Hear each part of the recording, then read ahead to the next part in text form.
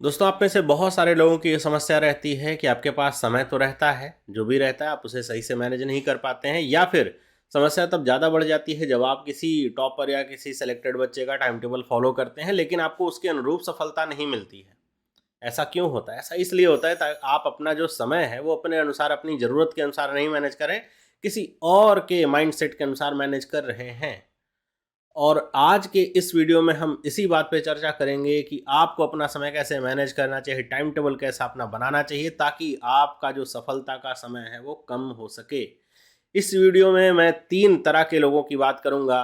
वो 3 तरह के लोग कौन हैं? एक तो ऐसी कैटेगरी में आते हैं जो अभी-अभी तैयारी की, जिन्होंने शुरुआत करी है, बिगिनर कैटेगरी है।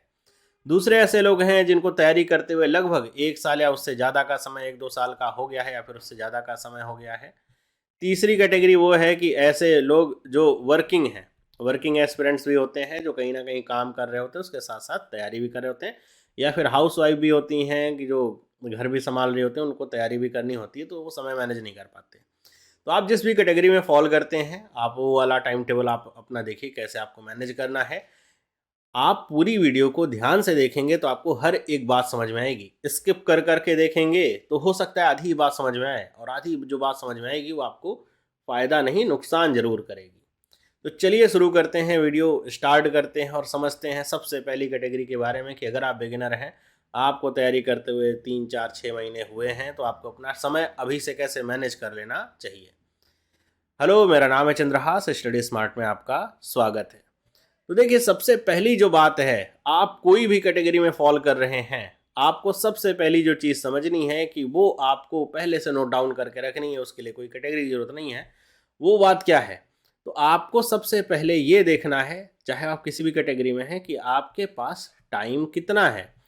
अगर आप इस बात को पहले नोट कर लीजिए कि टाइम आपके पास कितना है, तभी आप अपना टाइम टेबल मैनेज कर पाएंगे। मतलब ये है कि जैसे मान लीजिए आप बिगिनर हैं, तो आपके पास पता है और कुछ काम करने को है नहीं, केवल पढ़ना ही है, तो आप अपना एक टाइम डिनोट कर लीजिए कि भाई आपके पास दिन में कितने घंटे हैं जिसमें आप पढ़ेंगे।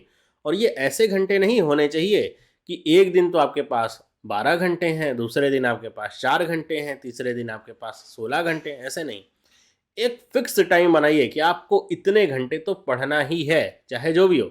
आपको 8 घंटे पढ़ना है, तो वो एक फिक्स टाइम आप अपना बना लीजिए, क्योंकि वो जब तक आप फिक्स नहीं करेंगे, वेरिएबल को उसको रखेंगे कि अच्छा कभी 4 घंटे हो गया, कभी 1 घंटे हो गया, तब आपका जो टाइम टेबल है वो मैनेज नहीं हो पाएगा, ना तो आप सही से लाभ उठा पाएंगे अपनी ये जो समय है इसका। दूसरी चीज़ आपको क्या समझनी है? दूसरी चीज़ आपको समझनी है कि आपका प्रिपरेशन लेवल कौन से लेवल पे है। कई बार ऐसा भी होता है कि आप 1 साल तैयारी कर रहे होते हैं, लेकिन आपका प्रिपरेशन लेवल अभी बिगिनर लेवल का ही होता है, आपको चीज़ें समझ में नहीं आई हैं। तो आप अपना प्रिपरेशन लेवल ज़रूर जज करें कि आप किस प्रिपरेशन लेवल पे हो इस समय। और वो प्रिपरेशन लेवल आप कैसे जज करोगे कि आप कोई भी एक मॉक वगैरह दे करके देखो।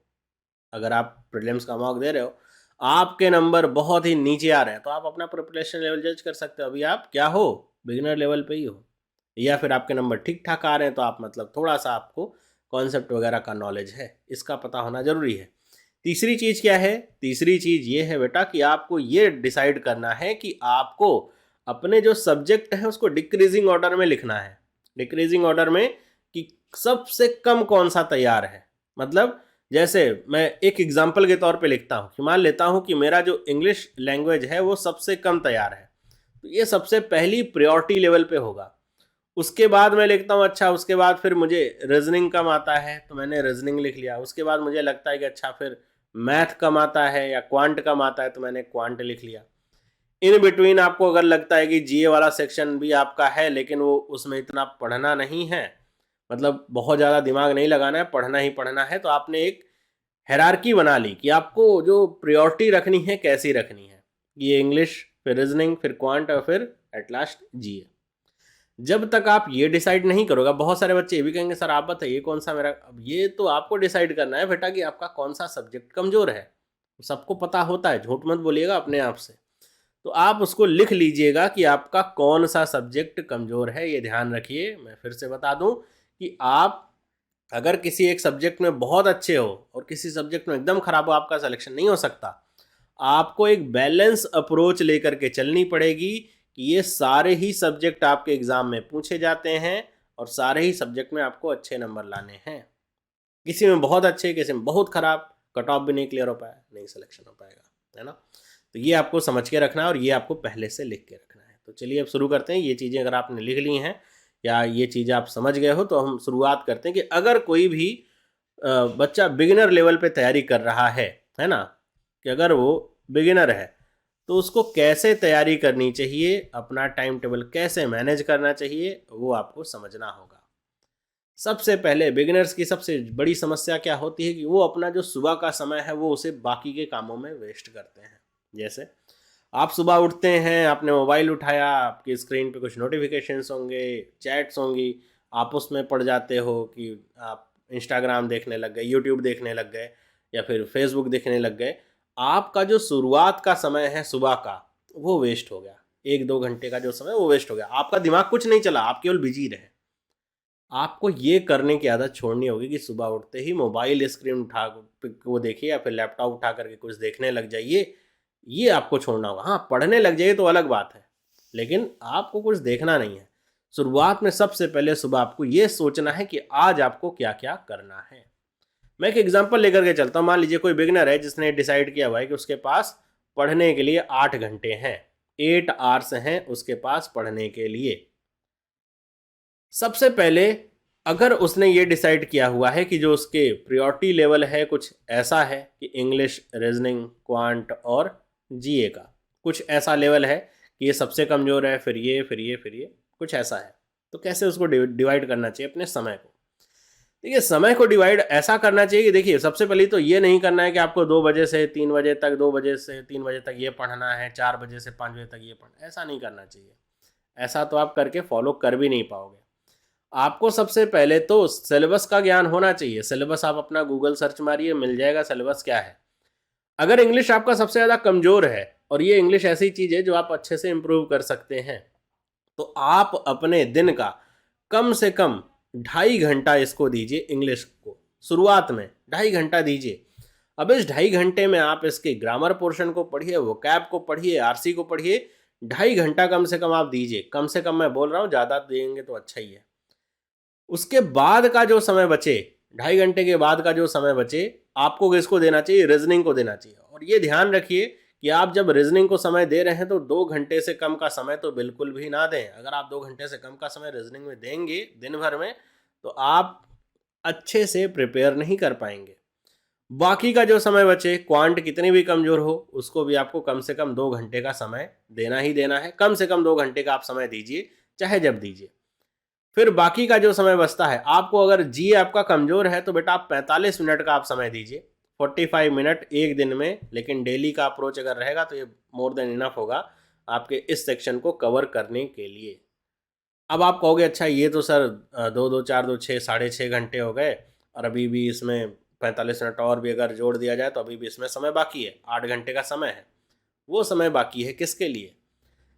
वो समय बाकी है रिवीजन के लिए। बहुत सारे बच्चों की समस्या होती है कि आप दिन भर में क्या पढ़ो, कभी रिवाइज करते ही नहीं हो। आप केवल पढ़ते पढ़ते जाते हो, आगे बढ़ते जाते हो, पीछे का भूलता जाता है। रीज़न क्या होता है? आपने दिन भर में जो पढ़ा है उसके लिए कम से कम आप आधे घंटे निकालिए कि आप रिवाइज तो कर सकें। जो आपने पढ़ा है वो क्या पढ़ा है, उसमें क्या पूछा गया था, आपने क्या क्या सीखा। Revision is the most important part of the learning. अगर आप रिवाइज नहीं करते हैं चीज़ें तो भूलता रहता है।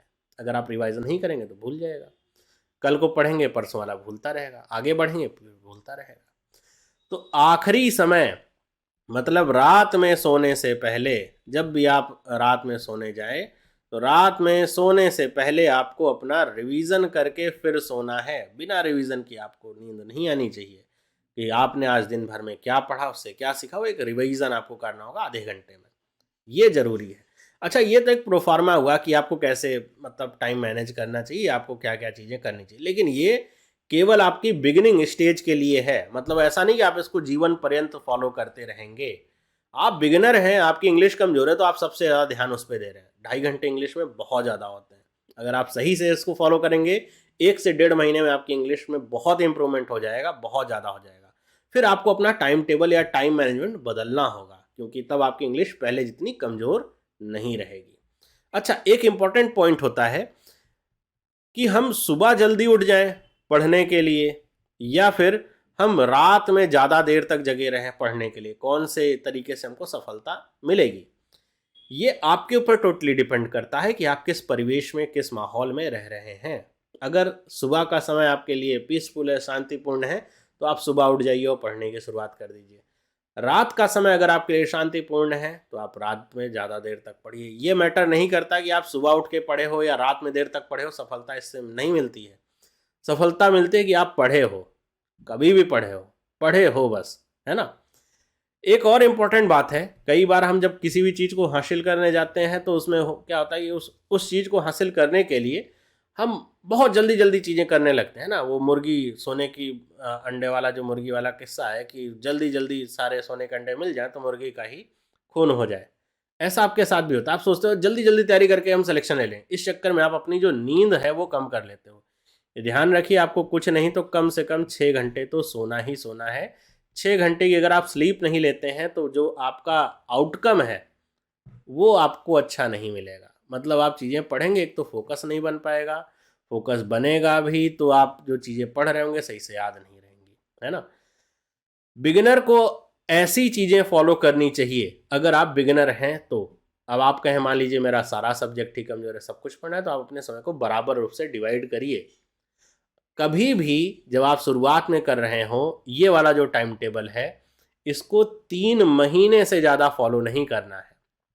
इसकी एक्सपायरी डेट है 3 महीने, ज़्यादा से ज़्यादा 3 महीने, उससे ज़्यादा इसे फॉलो नहीं करना है। उससे ज़्यादा आप फॉलो कर रहे हैं मतलब आप कहीं गलती कर रहे हैं। जब आप बिगिनर लेवल से थोड़ा सा आगे बढ़ जाएं, है ना, बिगिनर लेवल में जो सबसे अच्छी चीज़ आपको करनी है, जो तैयारी करनी है, वो क्या करनी है, मैं फिर से बता दूं आपको कि आपको यहाँ पे बेटा कॉन्सेप्ट सीखने हैं। ध्यान रखिएगा, बिगिनर लेवल पे जो मॉक देने लग जाते हैं वो बच्चे डिप्रेस हो जाते हैं। बिगिनर अभी कुछ आता जाता है नहीं, आप सोच रोज एक मॉक दे करके आपका सिलेक्शन हो जाएगा। मॉक दे करके सिलेक्शन नहीं होता है। आपको बिगिनर लेवल पे कॉन्सेप्ट सीखना है। हर एक चैप्टर का, हर एक सब्जेक्ट का कॉन्सेप्ट आपको सीखना है।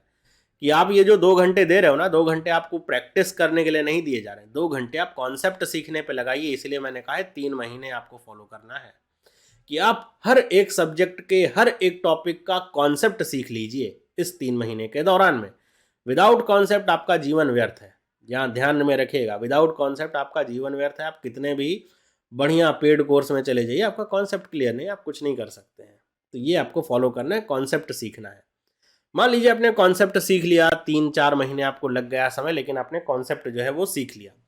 आप अब अगले स्टेज पे अपने आ सकते हो, है ना, कि आपको 6 महीने से ज़्यादा का समय हो गया है, 1 ईयर प्लस आपको मान लीजिए हो चुका है तैयारी करते हो, ये टाइम टेबल फॉलो करते हुए 3 महीने से ज़्यादा का समय हो गया है। अब आपको क्या करना चाहिए? अब आपको सबसे पहली चीज़ तो ये करनी चाहिए कि जो आपका जो समय है, 8 घंटे का जो समय है, आप अगर उसको मेंटेन कर पाओ तो बहुत, इससे अच्छा तो कुछ हो ही नहीं सकता अगर आपने 8 घंटे का समय मेंटेन किया। ये ध्यान रखिएगा, ये पढ़ाई है बेटा, कोई काम नहीं है कि आपने एक दिन में बहुत ज़्यादा कर लिया, अगले 2 दिन कुछ काम किया ही नहीं। रेगुलरिटी आपको मेंटेन करनी होगी, बिना उसके आप एक्सक्यूज़ देते रहना बस, और कुछ नहीं हो पाएगा आपसे, है ना। अगर आपने अपना जो समय है वो मैनेज कर लिया है कि 8 घंटे आपको समय मिल गया है, अब आपको घंटे के हिसाब से नहीं, अब आपको टॉपिक के हिसाब से पढ़ना होगा। घंटे के हिसाब से कहने का मतलब ये होगा कि जैसे भी मैंने कहा 2 घंटे 4 घंटे से दीजिए, क्योंकि कॉन्सेप्ट सीखना है। अब आपको टॉपिक के हिसाब से पढ़ना होगा। आपके सारे सब्जेक्ट इन 3 महीनों में बैलेंस हो जाने चाहिए, ना तो कुछ बहुत अच्छा हो जाए, ना तो कुछ बहुत खराब रहे। बैलेंस अप्रोच आपकी हो जानी चाहिए 3 महीने में। आगे कैसे बढ़ना है? आगे ऐसे बढ़ना है कि अब आप टॉपिक से चलिए। जैसे 1 साल से ज़्यादा तैयारी करते हुए आपको हो गया, आपको रीजनिंग के कॉन्सेप्ट अगर पता चल गए हैं, तो आपको क्या करना है? आपको डेली का एक टारगेट डिसाइड करना है। ये ध्यान रखिए कि जब आप टारगेट डिसाइड करते हैं तो आप उसे अचीव कर लेते हैं। जब तक आपको टारगेट ही नहीं पता है कि आपको कहाँ जाना है, तो आप कैसे जाओगे? जितना मन करेगा उतना आप चलोगे। तो आपको एक टारगेट डिसाइड करना है। क्या टारगेट डिसाइड करना है? अगर आप रीजनिंग के सेक्शन को याद करो कि आपके एग्जाम में क्या पूछा जाता है, तो 60% तो आपका पजल सेटिंग अरेंजमेंट आता है, बाकी का 40% आपका मिसलेनियस में पूछा जाता है। तो वो इम्प्रूव कैसे होगा? वो ऐसे इम्प्रूव होगा जब आप उसकी प्रैक्टिस करेंगे। तो आपको ये ध्यान में रखना है कि कम से कम 2 से 3 आपको पजल्स लगानी है हर दिन। किस लेवल की? प्रीलिम्स लेवल की। अब आप करना पड़ेगा बेटा ये, और कम से कम 1 या 2 पजल्स आपको लगानी है कैसी? मेंस लेवल की। ये डेली का काम आपको करना है कि ये तो आप करो ही करो। ये नहीं करोगे तो फिर सिलेक्शन, जान रहे हैं बहुत कंपटीशन टफ है, बहुत कम चांसेस हैं होने के, है ना। ये आप डेली करो। जब आप डेली करोगे ना तो इसका समय बहुत कम हो जाएगा। शुरुआत में तो लगेगा 3 पजल करेंगे बहुत समय जाएगा। जब आप डेली बेसिस पे करने लग जाते हो चीज़ें तो वो समय कम हो जाएगा, क्योंकि आपका दिमाग लॉजिक ढूंढने में उसको हैबिट लग जाती है और बड़े अच्छे से लॉजिक और कनेक्शन उसको मिल जाते हैं। मिसलेनियस जो सेक्शन है मतलब जिसमें आपका क्या आता है? जिसमें आपका सिलॉक्स आता है, इनइक्वलिटी आता है ना, और क्या आता है आपका? इसमें कोडिंग डिकोडिंग आता है, और कोडिंग डिकोडिंग के अलावा आपका इनपुट आउटपुट आता है। ये सब जो आपके सेक्शंस हैं मिसलेनियस वाला, सारे टॉपिक्स मैं यहाँ नहीं लिख रहा हूँ। तो ये जो आपका सेक्शन है इनपुट आउटपुट का, इसके कम से कम एक सेट बना लीजिए कि कम से कम आपको 40 क्वेश्चंस डेली करने हैं। ये बेटा मैं कम समय में सफलता की चीज़ बता रहा हूँ। आप इसे 20 कर सकते हो, इसे आप आधा कर सकते हो, फिर सफलता का समय भी बढ़ा लेना। समझ रहे हो? या पहले कम मेहनत करिए, सफलता का समय आपका बढ़ेगा, स्ट्रगलिंग पीरियड बढ़ जाएगा।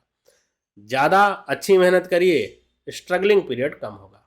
तो आपको 40 क्वेश्चन इसके करने हैं।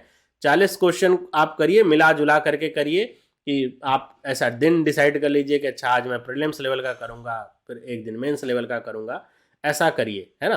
तो आपको देखेंगे कि जो समय है वो काफ़ी कम लगेगा, और ये आपको करना ही करना है आप डेली बेसिस पे। मैंने क्या कहा, अब इसको करने के लिए आप समय अगर डिसाइड करते हैं मैं 3 घंटे पढ़ूंगा रीजनिंग, तो ये गलत चीज़ है। क्यों? क्योंकि कवर कर ही नहीं पाएंगे आप 3 घंटे में।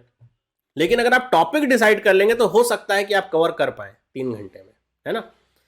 अगर मैं बात करता हूं क्वांट की, कि क्वांट में आपको क्या करना है या फिर क्वांट की तैयारी आपको कैसे करनी है, वो आपको पहले तो कॉन्सेप्ट सीखने बेटा हर एक चीज़ के 3 महीने जो शुरुआत के बिगिनर लेवल है, उसके बाद आपको क्या करना है। कम से कम आपको पता है 3 DI या 2 DI आती हैं, तो कम से कम आप 3 DIs प्रैक्टिस करिए डेली। कौन से लेवल की? प्रीलिम्स लेवल की। और ये प्रयास करिए ये तीनों कैसी हो? डिफरेंट चार्ट हो। मतलब ऐसा ना हो कि एक ही चार्ट की DI आप प्रैक्टिस कर रहे हो कि अच्छा बार डायग्राम बहुत अच्छा लगता है तो वही 3 बना लिए। 3 DI डिफरेंट चार्ट की, टेबल बार पाई, ऐसे आप डिसाइड कर लो कि आज 3 ये करेंगे, रडार करेंगे किसी दिन केसलेट करेंगे, ऐसे करिए। और कम से कम आप एक DI, मैं कम से कम की बात कर रहा हूँ, आप इसको बढ़ा सकते हैं अपनी क्षमता के अनुसार और तैयारी के अनुसार। मेंस लेवल की तो डेली बेसिस पे करिए ही करिए। एक DI आप मेंस लेवल की डेली बेसिस पे करेंगे, बहुत इंप्रूवमेंट होगा आपको। मैं बात करूं अगर नंबर सीरीज की, तो आपको कम से कम 10 या 15, 10 कह लीजिए, 10 नंबर सीरीज के क्वेश्चंस की प्रैक्टिस करनी चाहिए, लेकिन डिफरेंट पैटर्न की। 15 भी कह सकता हूं मैं, 20 भी कह सकता हूं, लेकिन होगा क्या कि पैटर्न अगर सेम रहेगा तो उसको कुछ ज़्यादा बेनिफिट नहीं होगा। मतलब वो डिफरेंस का, डबल डिफरेंस का पैटर्न है, वही आपने 15 प्रैक्टिस के लिए उससे क्या सीखने को मिला, वो तो पता ही है। 10 क्वेश्चन की प्रैक्टिस करिए, अलग अलग पैटर्न के रहें तो ज़्यादा मज़ेदार रहेगा। आपका अगर कैलकुलेशन वीक है तो कम से कम 15 सिंप्लीफिकेशन लगाइए रोज। 15 सिंप्लीफिकेशन अच्छे लेवल के आप रोज लगाइए। ये वाले सिंप्लीफिकेशन नहीं कह रहा हूँ कि 24 का स्क्वायर प्लस में 4 बराबर कितना, ये तो आप 50 कर लीजिए, कोई फ़ायदा नहीं होगा।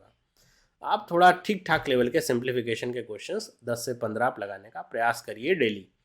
और कम से कम बेटा 10 आपको अर्थमेटिक के क्वेश्चंस सॉल्व करने हैं। अगर आप अर्थमेटिक या जिसको हम वर्ड प्रॉब्लम्स कहते हैं ना, तो वो अगर आप सॉल्व करते हो तो आपको बहुत ज़्यादा हेल्प मिलेगी जब आप क्वेश्चन कर रहे होगे। मतलब जब आप DI या फिर मॉक के क्वेश्चंस करोगे तो आपको बहुत हेल्प मिलेगी। क्वांट का कोर्स कहने को तो बहुत छोटा है, प्रैक्टिस आपकी ज़्यादा लेता है। और आपको पता है क्वांट के 35 क्वेश्चंस आते हैं, 35 क्वेश्चंस आपके एग्ज़ाम में आते हैं, लेकिन जो उसका नंबर रहता है वो आपका काफ़ी ज़्यादा रहता है। 60 नंबर के आपके क्वेश्चंस होते हैं मेंस में। तो अगर आप अच्छा प्रैक्टिस करोगे तो हर एक क्वेश्चन पे आपको ज़्यादा नंबर मिलेंगे। इसीलिए इम्पॉर्टेंट है इसकी अच्छी प्रैक्टिस करना। तो आपको प्रैक्टिस अच्छी करनी है, कम से कम इतनी चीज़ें आपको दिन में करनी होंगी। अब दिखने में तो ज़्यादा लग रहा है, फिर से मैं वही आपको रिपीट करूँगा, कम पढ़िए, ज़्यादा दिन तक पढ़िए, अच्छा पढ़िए, सही पढ़िए, कम समय में सफलता प्राप्त करिए। डिसाइड आपको करना है ना। इसीलिए मैंने आपको टाइम नहीं लिखा कि यहाँ भी 8 ही घंटे लिख दूँ, ये नहीं लिखेंगे। यहाँ टॉपिक वाइज आप पढ़िए, डेली पढ़िए। इतनी चीज़ें, चेकलिस्ट बना लीजिए कि ये आप, अच्छा 3 DI मेरी हो गई, 1 मेंस की हो गई, 10 नंबर सीरीज हो गई, चेकलिस्ट बना लीजिए, है ना। नेक्स्ट जो टॉपिक आपके लिए है वो क्या है, इंग्लिश है। इंग्लिश आपको कैसे करनी है, इंग्लिश के लिए आप क्या करोगे। इंग्लिश के लिए कम से कम आप 1 RC डेली करिए। RC करने में बहुत सारे बच्चों को आलस होता है, लेकिन RC आपका एक डिसाइडिंग फैक्टर होता है जो आपको सफलता या अच्छे नंबर दिलाता है। 1 RC मेंस लेवल की आप डेली करिए। बाकी के जो इंग्लिश के सेक्शन से आपको पता है ग्रामर और वोकैब ही बेस्ड होते हैं, जो भी है, क्लोज टेस्ट हो जाए, है ना, या फिर आपका एरर स्पॉटिंग हो गया, या फिर सेंटेंस इम्प्रूवमेंट हो गया, तो ये जो भी आपके टॉपिक्स हैं इनको आप करिए। हर एक टॉपिक का कम से कम 1 सेट जरूर करिए डेली। 1 सेट आपने क्लोज टेस्ट का कर लिया, 1 एरर स्पॉटिंग का जिसमें 5 क्वेश्चन होंगे, 1 सेंटेंस इंप्रूवमेंट का कर लिया, और 1 आप कम से कम 1, या इसको मैं 2 भी कर दूं, आपको पैराजंबल जरूर करने चाहिए। पैराजंबल बहुत सही चीज़ होते हैं नंबर दिलाने के लिहाज से, बहुत आसानी से आप नंबर प्राप्त कर सकते हैं। ये आपको करने ही करने हैं। जितना करेंगे उतना ही आप इम्प्रूव करेंगे इंग्लिश सेक्शन में। इंग्लिश सेक्शन आप इम्प्रूव कर सकते हैं अगर आप प्रयास करें उसके लिए, तो 6 महीने का आप समय दीजिए, 4 महीने का समय दीजिए, आप पूरे एकदम क्या कह सकते हैं प्रवीण हो जाएंगे इंग्लिश सेक्शन में। लेकिन अगर आप मेहनत करें तो ये आपको करना ही करना है डेली। अब रहती है बात, जो मेन इंपॉर्टेंट बात आती है वो आती है करंट अफेयर और GA सेक्शन की, बैंकिंग अवेयरनेस जो आपका पार्ट होता है। करंट अफेयर और जो GA सेक्शन होता है उसमें क्या रहता है कि आपको कम से कम जो डेली बेसिस पे करंट अफेयर है वो तैयार करने चाहिए, है ना। डेली बेसिस पे आप तैयार करिए करंट अफेयर। क्यों ऐसा कह रहा हूँ, ऐसा इसलिए कह रहा हूँ क्योंकि जब आप इकट्ठा तैयार करते हैं तो बहुत सारी चीज़ें ओमिट हो जाती हैं जो बेसिक डिटेल्स होती हैं, और आपको पता है बहुत माइन्यूट डिटेल से क्वेश्चंस पूछे जाते हैं। जैसे मैं आपको एक एग्जांपल बताता हूँ, RRB PO मेंस में पूछा गया था कि नाटो में कितनी कंट्रीज आती हैं। अब वो क्वेश्चन कहाँ से आया था, किसी को आइडिया लगेगा? वो करंट से ही क्वेश्चन था, कोई स्टैटिक का क्वेश्चन नहीं था, करंट से ही क्वेश्चन था। लेकिन वो आप कनेक्ट कर पाए होगे अगर तो। अभी हाल फिलहाल में ही जो नाटो देश हैं, अमेरिका की अगुवाई में सैन्य अभ्यास किया गया था, बहुत बड़ा सैन्य अभ्यास किया गया था, जिसमें अमेरिका सहित 26 देशों ने भाग लिया था। वो क्वेश्चन वहां से कनेक्ट होकर के आया था। मैंने करंट अफेयर जो पढ़ाया था बच्चों को उसमें बताया था। तो अगर आप डेली बेसिस पे करोगे ना तो चीजें जो माइन्यूट डिटेल्स के साथ है वो आपकी कवर होती रहेंगी। इसके अलावा आपको बैंकिंग अवेयरनेस पढ़ना है। आप ये प्रयास करो कि आप बैंकिंग अवेयरनेस का डेली कम से कम 1 टॉपिक क्लियर कर लो। मैं ये नहीं कह रहा बैठ के पढ़ो 1 टॉपिक। जैसे एक दिन आप बैठे और आपने ये क्लियर कर लिया कि अच्छा रेपो रेट क्या होता है, रिवर्स रेपो रेट क्या होता है। दूसरे दिन आप बैठे, आपने ये क्लियर कर लिया कि जो प्रायोरिटी सेक्टर लैंडिंग है इसके अंदर क्या क्या चीज़ें आती हैं और किसको कितना % दिया जा रहा है। तीसरे दिन आप बैठे, आपने स्मॉल फाइनेंस बैंक क्या होते हैं, कब बने थे, क्यों बने थे, वो क्लियर कर लिया। एक एक टॉपिक एक डेली का आप डिसाइड करिए, क्लियर करते रहिए, आपका बैंकिंग अवेयरनेस तैयार हो जाएगा। आप एग्जाम मेंस के पहले आप तैयार हो जाओगे, अच्छे से तैयार हो जाएगा, है ना। तो आपको ये करना ही करना है, बहुत ज़्यादा समय इसमें नहीं देना है। देखिए करंट अफेयर के लिए क्या होता है कि बैंकिंग, ये जो आपका जनरल अवेयरनेस का सेक्शन होता है काफ़ी वास्ट होता है। अब क्या क्या आएगा ये हमको नहीं पता, तो इसलिए हम छोटी से लेकर के बड़ी तक सारी चीज़ें पढ़ जाते हैं, लेकिन इतना नहीं पढ़ना होता है। जो इम्पोर्टेंट चीज़ें हैं वही पढ़िए। बहुत कुछ बेसिक या लोकल लेवल पे कोई आपका न्यूज आया है तो वो पढ़ने की ज़रूरत नहीं है कि भाई कहीं पे कुछ ऐसा हो गया कि अब नियुक्ति को लेकर के ऐसा होता है कि छोटी मोटी जो भी नियुक्तियाँ होती हैं सब बच्चे पढ़ते रहते हैं कि भाई कोई यहाँ पे नियुक्त हो गया, कोई ये नियुक्त हो गया, सब पढ़ते रहते हैं। कोई क्लर्क बना, कोई PO बना, ऐसे भी वो भी पढ़ डालेंगे, वो नहीं पढ़ना होता। बहुत मेन, बहुत इंपॉर्टेंट जो आपके अपॉइंटमेंट्स होते हैं वही पढ़ने होते हैं, तो वो आप पढ़िए। ऐसे तो आप थोड़ा कम समय में ज़्यादा चीज़ें ग्रैप्स कर पाएंगे। उम्मीद है आप ये समझ रहे होंगे। 1 साल से ज़्यादा जिनको हो गया, आपको ये फॉर्मूला ट्राई करना चाहिए। अगर आप ट्राई करोगे तो आप जब तक टारगेट नहीं बनाओगे, आप जब तक इस चक्कर में पड़े रहोगे, मुझे पता है आप ऐसे सोच रहे होगे 5 से 7 बता देंगे कि अच्छा 5 से 7 शाम को आपको रीजनिंग पढ़नी चाहिए, 7 बजे से लेकर के 9 बजे तक क्वांट पढ़नी चाहिए।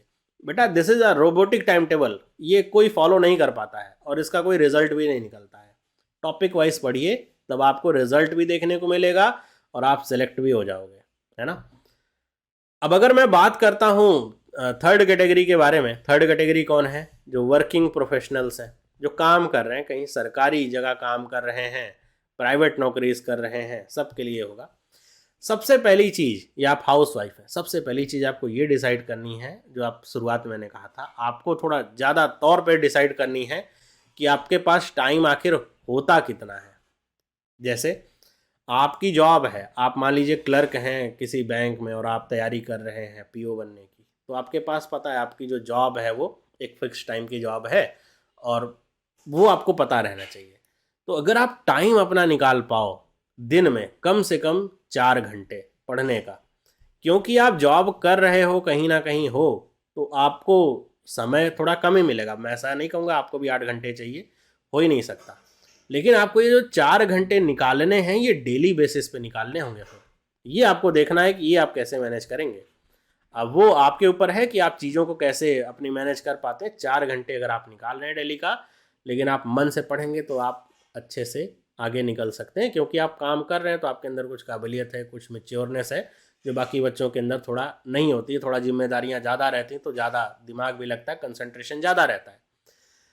तो 4 घंटे अगर आप निकाल पा रहे हैं, और जब आपका सैटरडे संडे हो, मतलब वीकेंड का जो समय है, तो आपको पता है कि आपकी ऑफिसेज बंद रहती हैं, तो उस समय को, सैटरडे संडे को आप घूमने फिरने मौज मस्ती करने में बिताएंगे तो आप सिलेक्शन नहीं ले पाएंगे, ध्यान रखिएगा। क्योंकि अब आप आगे के लेवल के लिए तैयारी कर रहे हैं, तो आपको कुछ दिन तो सन्यासी बनना ही पड़ेगा, और ये सन्यासी बनने वाला तो हर एक कैटेगरी के लिए ही है कि घूमने फिरने में अगर समय बिताएंगे कि अच्छा संडे मिलेगा तो परिवार के साथ कहीं चलते हैं घूम आते हैं, नहीं।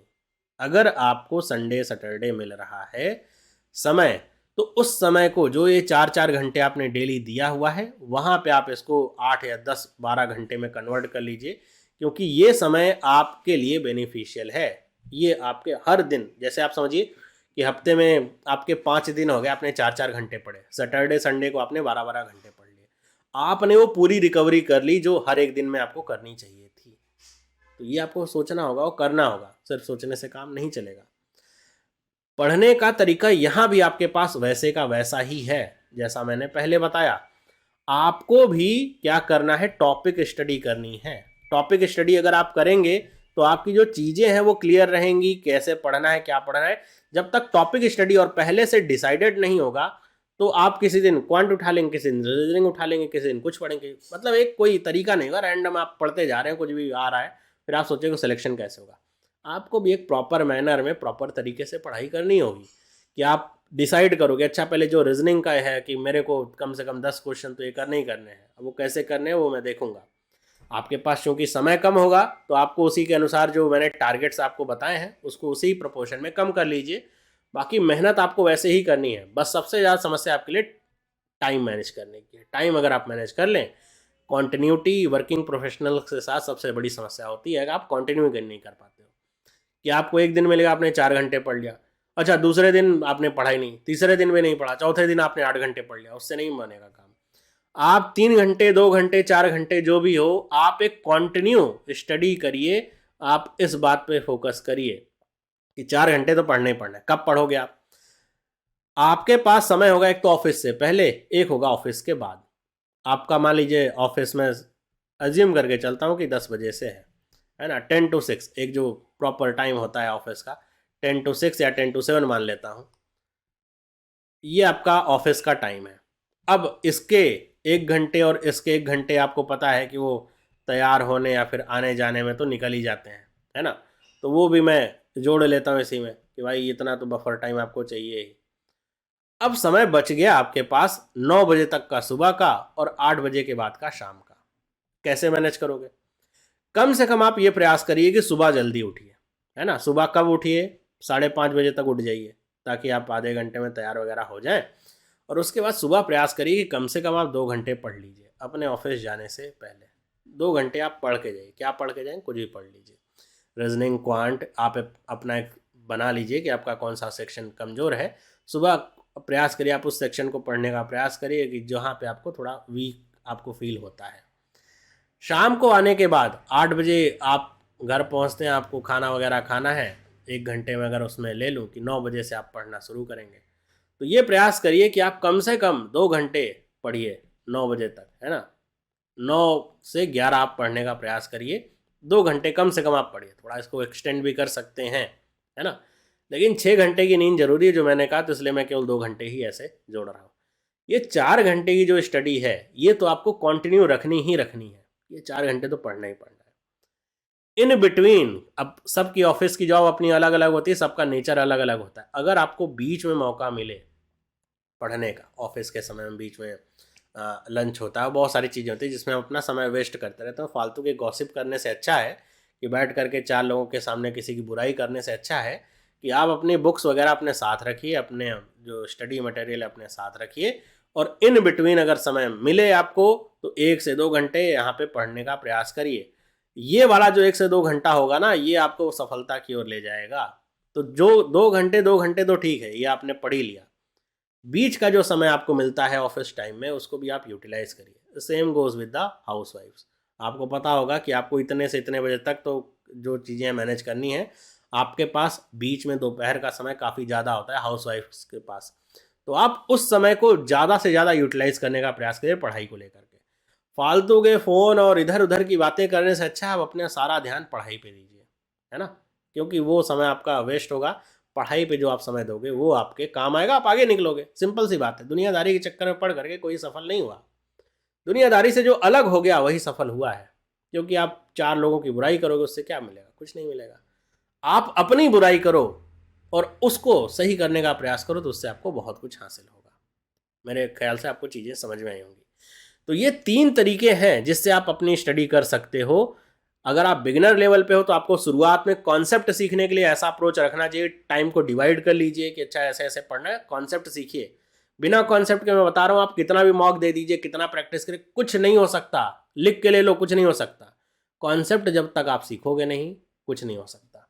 सबसे इंपॉर्टेंट होता है कॉन्सेप्ट सीखना, ये किसी भी लेवल के लिए ज़रूरी है। आपको कॉन्सेप्ट नहीं आते, पहले उसे सीखिए, फिर प्रैक्टिस पे जाइए, है ना। तो कॉन्सेप्ट सीख लीजिए। कॉन्सेप्ट आपने सीख लिया है, आपको पता चल गया। 1 साल का मतलब ये नहीं कि 1 साल से ज़्यादा हो जाए तभी। ये केवल इंडिकेटिव है कि आपका कॉन्सेप्ट क्लियर होना चाहिए इस लेवल पे आने के लिए। अगर आपका कॉन्सेप्ट क्लियर है तो आप इस लेवल पे अपनी तैयारी शुरू कर सकते हैं। ध्यान रखिए, कोई भी तैयारी हम शुरू करते हैं, शुरुआत में मुश्किलें आती हैं, दिक्कतें आती हैं, वो सिंपल सी बात है। बस आपको मेहनत करते रहना है, लगे रहना है कि हम उसको मेंटेन करेंगे। ये आपके टारगेट्स हैं। अगर आप अपने टारगेट का 90% भी अचीव कर लेते हैं तो बहुत बड़ी बात है। 100% अचीव करें तो अच्छी बात है ही। 90% भी अचीव करेंगे तो बहुत बड़ी बात है। बहुत अच्छी तरीके से आप बस कंटिन्यू पढ़ते रहिए। फिर मैंने आपको वर्किंग जो लोग हैं उनके लिए बताया कि आपको कैसे तैयारी करनी चाहिए। जो वर्किंग पर्सन हैं वैसे तैयारी कर सकते हैं, उनको समय मैनेज करना है, बाकी चीज़ें तो ठीक है उनके लिए। तो अगर आप इसे फॉलो करते हैं तो मुझे पूरी उम्मीद है कि मैं आप में से ज़्यादातर लोग जिसे फॉलो करेंगे उनके मुंह से अगले आने वाले 6 महीने में सुनूंगा कि आपको भी सफलता प्राप्त हुई है। मेन चीज़ है इम्प्लीमेंटेशन, है ना। अगर आप चीज़ें केवल पढ़ते हो, समझते हो, इम्प्लीमेंट नहीं करते हो तो उसका कोई फ़ायदा नहीं मिलता। आप कुछ भी देख लो, इम्प्लीमेंट नहीं करेंगे आपको फ़ायदा नहीं मिलेगा। इम्प्लीमेंट जिस दिन से करने बैठ गए उसी दिन से फ़ायदा मिलने लगेगा। तो ये तो टाइम टेबल की बात हो गई। उसमें आपके बहुत सारे क्वेश्चंस होंगे कि ये कैसे पढ़ें, वो कैसे पढ़ें। उसके लिए ऑलरेडी मैंने वीडियोस बना रखे हैं। फिर भी अगर आपको कोई डाउट है तो आप मुझे कमेंट करके पूछ सकते हैं। उसके ऊपर मैं आपको चीज़ें बता दूंगा कि कैसे आपको इम्प्रूव करना है, कैसे आपको पढ़ना है। सारी चीज़ें आपको इसमें मैंने बताई हैं, बेसिक से लेकर के आपको एडवांस लेवल तक कैसे तैयारी करनी है। मॉक कितना देना है, ये एक बड़ा इंपॉर्टेंट सवाल होता है कि हमको मॉक कितना देना चाहिए। मॉक बेटा आप तभी दो, कब दो, जब आप पूरी तरीके से प्रिपेयर हो। अगर आप बिना प्रिपेयर हुए मॉक देते हो तब आपको केवल क्या होगा, डिप्रेशन होगा, है ना। आप देखोगे अच्छा इतने नंबर कम आ रहे हैं, कैसे आ रहे हैं, क्या किया जाए। मतलब परीक्षा आप तभी दो जब आप पूरी तरीके से तैयार हो। आपके कॉन्सेप्ट क्लियर नहीं, आप मॉक देने बैठे हो तो डिप्रेशन नहीं होगा। तो पहले आप कॉन्सेप्ट क्लियर करो, फिर आप मॉक दो, है ना। तो मुझे उम्मीद है ये चीज़ें आपको समझ में आई होंगी। कैसे पढ़ना है आपको समझ में आया होगा। मैनेज कैसे करना है समय, समय मैनेज करना सबसे इंपॉर्टेंट बात है। सुबह पढ़ो शाम पढ़ो कोई बात नहीं है, आपको टॉपिक स्टडी करनी है। अब बच्चे नहीं रह गए आपकी 8 घंटे, तो अच्छा 2 घंटे ये पढ़ लिया, 2 घंटे वो पढ़ लिया। वो शुरुआत में कर लो बिगिनर लेवल पे जब आपको कॉन्सेप्ट सीखना है। उसके बाद तो ओनली प्रैक्टिस, प्रैक्टिस जितना करेंगे उतना आगे जाएंगे। जो बच्चा दिन में केवल 20 क्वेश्चन की प्रैक्टिस करता है, जो बच्चा दिन में 200 क्वेश्चन की प्रैक्टिस करता है, दोनों के लेवल में डिफरेंस आपको देखने को मिलेगा। दोनों का सिलेक्शन का पीरियड काफ़ी कम होगा। समझ पा रहे हैं अगर बात को। तो अगर आप चाहते हैं इस तरह की और वीडियोस तो आप मुझे कमेंट करके बता दीजिएगा, और किस चीज़ पे आपको डाउट है तो मैं उसके ऊपर भी आपके लिए वीडियो बना दूंगा। अगर आपको ये प्लान अच्छा लगा है, ये बात अच्छी लगी है कैसे पढ़ना है, तो आप वीडियो को लाइक ज़रूर करिएगा, अपने दोस्तों के साथ भी शेयर करिए, इस वीडियो को पहुंचाइए लोगों तक, ताकि ज़्यादा से ज़्यादा लोगों तक ये वीडियो पहुंचे, ज़्यादा से ज़्यादा लोग लाभान्वित हों। और आप अगर इस चैनल पे नए हो, अभी तक सब्सक्राइब नहीं किया है चैनल को, तो चैनल को सब्सक्राइब कर लीजिए, बेल आइकन को प्रेस करिए। हम मिलते हैं नेक्स्ट वीडियो में। और आप सभी बच्चों के लिए मैं बता दूं, हमारी तरफ से आपको 3 क्लासेस दी जा रही हैं, सुबह 11 बजे, शाम को 7 बजे और रात में 9 बजे। तो आप इन क्लासेस को फॉलो करेंगे तो आपका जो कॉन्सेप्ट है वो पूरी तरीके से क्लियर होगा। 7 बजे वाली क्लास को आप अगर ज्वाइन करेंगे तो आपकी जो प्रैक्टिस है वो काफ़ी अच्छी होगी। तो मिलते हैं अगली वीडियो में, तब तक के लिए सभी लोगों को बाय।